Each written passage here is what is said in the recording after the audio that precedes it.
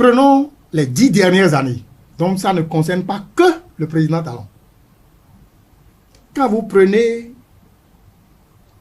l'indice que nous avons aujourd'hui au plan mondial, qui permet d'apprécier l'évolution de la lutte contre la corruption dans le pays, c'est l'indice de perception de Transparency International. Oui, qui cette année justement a classé le Bénin 70e au rang mondial. Très bien. Vous en pensez quoi? Oui, mais il a eu combien? Quelle note? En tout cas, il est classé 70e. Oui, mais oui, c'est pas ça qu'il faut voir. Justement, c'est ça là qui fait qu'on se trompe. Transparency International note les pays, 180 pays sur 100. Depuis 10 ans, le Bénin a eu entre 36 sur 100 37. et 43 sur 100. 36 sur 100 et 43 sur 100. Ça veut dire que en 10 ans, le Bénin a eu une progression de 7 points sur 100. Ça veut dire que en un an, le Bénin n'a pas eu une progression de 1 point sur 100. Il a eu 0,70 sur 100. Premier élément. Le deuxième élément maintenant. Nous avons 43 sur 100. Comme vous venez de dire, nous sommes 70e sur 180. C'est très bien. Mais un bon élève ne peut se comparer qu'au premier de la classe. Je ne vais jamais, en tant qu'étudiant ou élève, me comparer au dernier de la classe. C'est qui le premier? Merci beaucoup. Le premier de la classe a 93 points sur 100. Le premier de la classe a 93 points sur 100. C'est quel pays? Les pays du nord de l'Europe, le Danemark et la Suède, ils ont 93 points sur 100. Mais nous avons 43 points sur 100. Mais on dit, ah oui, vous venez de dire tout à l'heure qu'on a progressé, on a 70 places. C'est ce que dit Transparency, c'est pas moi qui le dis. Mais non, le Transparency n'a jamais dit que c'est comme ça. Transparency a bien dit que nous avons 43 points sur 100 et que nous occupons 70e place sur 180. C'est ce qu'il a dit. Très bien. Mais, au nom de quoi, en tant que bon élève ou bon étudiant, je vais dire, très bien, moi je suis 70e sur 180, donc c'est bien, j'ai 110 derrière moi, c'est bien. Et dit, mais quelle note j'ai? Je n'ai même pas la moyenne, j'ai 43 points sur 100, je n'ai pas 50 sur 100. Et vous voulez que je puisse dire que c'est bon? Moi je trouve que quand ceux qui disent ça n'encouragent pas les dirigeants à mieux faire. Les dirigeants doivent être encouragés à dire le Bénin peut mieux faire. Nous avons 43 points sur 100. Nous devons tout faire pour avoir, pourquoi pas 90, 95, 98? Pourquoi pas? Les pays qui ont ces points-là n'ont pas deux têtes. Les dirigeants n'ont pas deux têtes. Alors, lorsque vous dites que le Bénin peut mieux faire, à quoi vous faites allusion à ça? Très bien.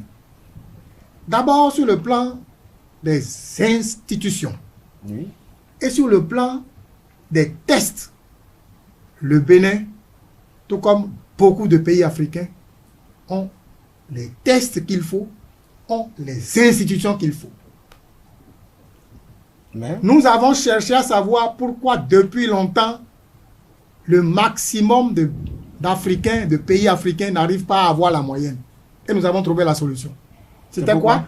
C'est le manque de la bonne application des tests et le manque de la bonne gouvernance en matière de lutte contre la corruption qui font que nous n'arrivons pas à tout. Vous voulez des exemples? Allez-y. Très bien. Vous payez des impôts. Je paye des impôts. Ils payent des impôts. Tous ceux qui nous écoutent en ce moment payent des impôts. Le test dit et la loi dit que nous avons droit à l'information. Nous, au niveau de la société civile, pour ne pas citer mes collègues de Alcrer, mes collègues de Social Watch, ont écrit au ministre pour demander... Lequel ministre? Le ministre du cadre de vie. L'asphaltage là qu'on fait pour le pays là, ça coûte combien? Nous avons droit à l'information. Il y a une loi qui dit que nous avons droit à l'information. L'asphaltage là coûte combien? Si vous ne voulez pas dire combien ça coûte, dites-nous au moins combien le kilomètre coûte. Les demandes ont été formulées en 2018. Nous sommes en 2024, ça fait 6 ans. Pas de réponse. C'est pas fini. Vous vous souvenez, entre-temps, l'État béninois a décidé de ne plus acheter les véhicules, les voitures, et de louer les voitures, ce que nous appelons le leasing.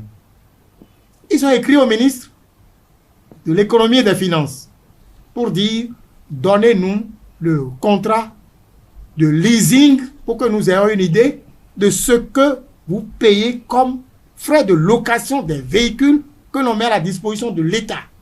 2018, à ce jour, 2024, 6 ans après, pas de réponse. Les collègues ont écrit au ministre des infrastructures des transports à l'époque, puisque ça n'existe plus maintenant, c'est revenu au ministre du cadre de vie, pour dire le Bénin a fait signer un accord avec la Belgique, le port d'Anvers, pour envoyer des spécialistes ici pour gérer le port de Cotonou. Donnez-nous une copie du contrat pour que nous voyons ce que ça coûte pour le Bénin. Pas de réponse.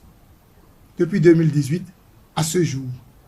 Ensuite, les collègues ont écrit au ministre de l'économie et des finances pour dire Bénin Contrôle a fait un contrat avec le ministère de l'économie et des finances en matière de douane pour qu'on puisse avoir une idée. Donnez-nous une copie de la convention ou du contrat que vous avez signé avec Bénin Control pour qu'on voit clair. Pas de réponse. Monsieur, quand c'est comme ça, j'arrive. Quand c'est comme ça, toutes les supputations vont bon train. Ceux qui veulent même faire de la diversion, ceux qui veulent faire même de l'intoxication sont prêts à le faire. Pourquoi ne pas dire aux gens, voilà la réponse à la demande que vous avez eu à faire. C'est des éléments comme ça qui font que nous n'avançons pas dans le classement et dans la notation que Transparency donne au pays parce que la mise en œuvre des tests et autres ne sont pas au rendez-vous. Ce n'est pas fini. Vous voulez savoir, non? Très bien. Le Bénin lui-même a demandé à travers le ministre de l'économie et des finances au Fonds monétaire international de venir évaluer le Bénin dans les domaines, entre autres, de corruption, de bonne gouvernance et autres. À l'issue de ce rapport présenté en février 2023, le FMI a fait des recommandations pour dire, premièrement, il faut revoir le contenu du code pénal du Bénin qui ne donne pas nécessairement encore les garanties qu'il faut pour qu'il y ait une bonne sanction pour les cas de corruption. Il dit dans le rapport que la loi 2020-09 du 23 avril 2020 portant création du Haut Commissariat à la prévention de la corruption doit être complétée parce que cette loi ne donne pas les garanties nécessaires d'indépendance à la structure. Je voudrais rappeler au passage que le Bénin a signé, ratifié et déposé les instruments de ratification pour la Convention de l'Union africaine sur la prévention et la lutte contre la corruption, sur la Convention des Nations unies contre la corruption, sur le protocole de la CEDEAO sur la lutte contre la corruption. Et tous ces tests-là ont exigé que on puisse donner l'indépendance totale et nécessaire à la ou les structures nationales de lutte contre la corruption afin qu'elles puissent faire leur travail normalement. Mieux, les principes de Jakarta